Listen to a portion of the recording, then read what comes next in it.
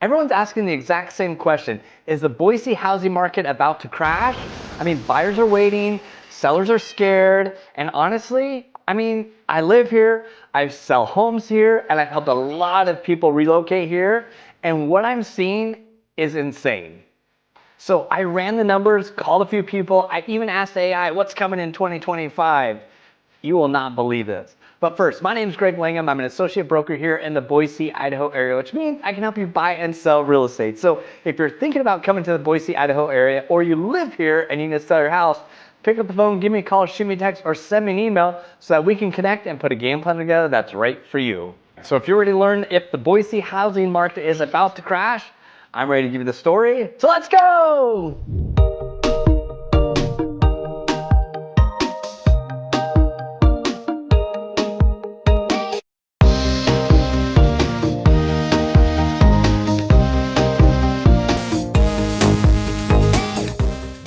So everyone I talk to across the country, even in Canada, they're saying, Greg, we think the Boise housing market is overpriced. We think that Boise is set up for a major crash.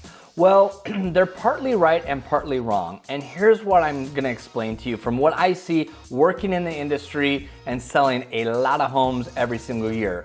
First of all, new construction, in my opinion, is overpriced. It is far overpriced because the cost of goods is really expensive. Tariffs, all that stuff's playing in, and what they're gonna do is they're gonna pass the cost over to you. So to get into a new construction home, you might be paying a lot more than what you need to for that property. Now, builders have that option to reduce or to add incentives for you to entice you to move in by covering your landscaping, adding blinds, giving you $20,000, $35,000 towards your closing costs, which is huge, which is a no-brainer for someone who's trying to get into the Boise housing market and wants a new construction home. So is the housing market really overpriced? I think some segments it is, and some segments it's not. A lot of the resale homes like maybe you and I live in right now that we're gonna put on the market and sell, those homes seem to be coming in right where the market is. I don't see it being overpriced at all for some of those, because what happens is when a home goes up for sale, as you know, because maybe you're thinking about listing your house, you kind of look at your neighborhood and kind of say, okay, this is what the homes are selling for. We see the Johnson's house, not very clean, but our house is way better. We could sell for a little bit more or a little bit quicker. So the realtors who are working now, right? The realtors who do business, 20% of the realtors do 80% of the business or something like that. The ones like me and my team who do a lot of business, we're pricing homes correctly. We're pricing homes to get them sold quickly. So is that overpriced? I don't think so. People say, Greg, those prices are dropping fast. There's a lot of price reductions happening. Of course there are, right? Because sellers want to move. So we do have to come down to where the market is. We do our best by pricing where the comps are, but the market dictates the price. Same thing for your home that you're sitting in right now watching this, right? If you're thinking about putting your house up for sale, you're kind of subject to, you take the realtor's advice, kind of look at the comps and make your best guess, but the market is where the buyers are at.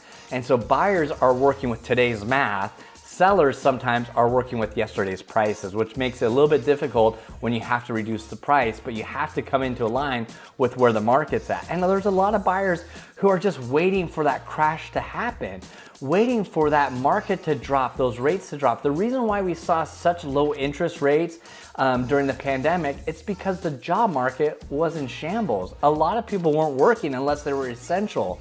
So that's why we have low rates. So when people are like, Greg, I'm waiting for a crash, I'm waiting for low rates. Well, yes, that'd be great, but think about the other side of the economy. Is your job gonna be secure?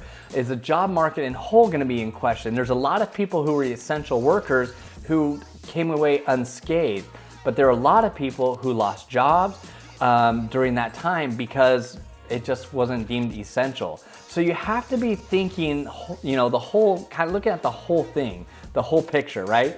Will the market be healthy if the rates are lower?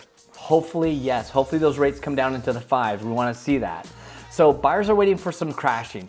Buyers are also looking for the right house, but there's a lot of people still relocating to the Boise area that sellers are able to take advantage of because there's more demand to move to Boise than maybe to move to Portland, Oregon, or to Arizona. So we're seeing an influx. We're still a relocation market where we have buyers who are coming here in droves trying to find property. Sellers are now just aligning their properties to where the market's at using today's math. So sellers in the new construction world, I think, are hearing crickets. Sellers who are selling their homes now, who are aligning themselves with where the market's at, they're selling their homes within 50 days, which is still very strong.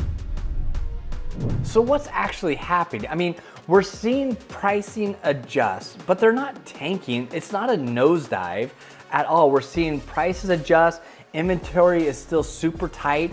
If you're looking at homes under 500,000, man, it's really competitive. I recently was able to help a family move from Alabama here to Boise. We got in a multiple offer situation. Their price point was under 500,000, but man, it was a nice property. The lot was great, had some RV parking, but it didn't take very long for that house to sell, and we were lucky to get in when we did, and we're lucky I have strong buyers who have a good financial background who are able to make a decent offer. So if you're thinking like, okay, I want to make a move to Boise, I'd love to get in around 500,000, it's going to be competitive. If you're over 500, 700, 800,000, you have a lot more room and a lot more inventory to choose from. Our average day on market right now is around 50 to 60 days as a whole, which is still really good. Rates are hopefully going to be dropping soon. We want those rates to come down a little bit, but we also have to consider when interest rates come down, it also could affect the job market report. So it's like, you know, it's one of those catch-22s where you want to help the economy, but you also want lower rates. So, but hopefully the rates come down. We're definitely not in 2021 anymore. So if you're thinking about putting your house up for sale and just like saying, well, Greg, I'm in Boise, I live in Eagle, my house, I'm gonna sell it for this, let's be careful on that mentality, because like I said at the beginning or earlier in this video, buyers are working with today's math, and the interest rates in 2025 are a lot higher, double than what they were in 2021. So you have to be careful in how we position yourself and position your market and position your home to go on the market to ensure that we are making the best move to get your home sold quickly. So I literally asked ChatGPT what is coming in 2025 for the Boise housing market. So I'm going to put that on the screen right now. What is going to happen to the Boise, Idaho housing market in 2025? Let's see what it says. Okay, so Zillow is reporting the typical Boise home value at around 501. That's up 1.2%. Inventory, roughly 2 months supply. Trends and forecast for 2025. Slowing appreciation, this is AI. Rising buyer leverage. Expanding inventory combined with higher interest rates gives buyer more negotiation. Okay, I see that right now. Interest rate sensitivity, very much. Segmented dynamics, homeowner 600 moves so quickly. Forecast. Modest growth, continued slow increase, 2 to 3 month supply. Slightly longer, especially for higher end. What this means, buyers can take advantage. Okay, seller, yes, price aggressively. All right, so AI thinks we're gonna still see a little drop in prices and percentage. I don't know, I think that's kind of right, but I also kind of think it's way off. Because I think that with the housing market in Boise, just the uptick that I've had this summer, and my team has had this summer with people coming here with the current rates, if rates drop, it just, get in the fives, man, I think we're gonna see a lot more people, and your home, if you're selling your home, is gonna fly off the shelf, and you're gonna probably see a little bit more inventory. But I'm curious to see, because as we move closer into the fall and winter, that's when we really kind of see where our market's at and where we're at. But over the years, since 2018, and since I've been helping people relocate here from YouTube, our market's been pretty darn competitive even during the winter time. So AI is partly right, but I think it's kind of wrong. Okay, so here's what I would do if I were moving or selling in Boise, Idaho right now. If I was a buyer, I'd be looking right here. I'd be looking for this. I'd be looking for a resale home depending on where you want to go, right? But a lot of people are moving back into the Boise area. They bought out in Star, they bought out in Eagle. Those are great areas, but they just realize that the traffic, Boise is just not set up for the infrastructure for roads to get around, so stuff gets bottlenecked really easily. And if you're coming from California, you're just like, whatever, Greg. But in all honesty, people are kind of getting tired of it. So I would be looking in the Boise area. Now, I'd be looking for a home that's been updated and remodeled because you don't want to come into another project home, right? So I'd be looking in the West Boise area, kind of straddles, kind of puts you right in between Eagle, Meridian. It's a really nice pocket, gets you access to the river very quickly and to the foothills. So if that's what you're into, that's great. If you're thinking, Greg, I really want to be in Eagle, I would look for a resale home. I think new construction's overpriced right now, so I would be looking for something that's resale. If you want new construction, that's your thing, great. But let's go find a builder that's gonna give you a really good incentive to buy one of their products, because I think they're hurting right now for deals.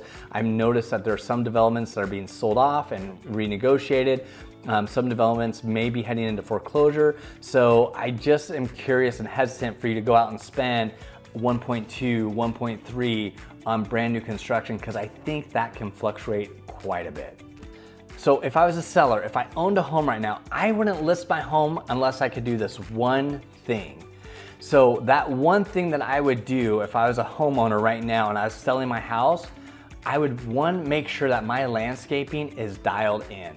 The other thing I do, so I guess two things, is I would have it staged.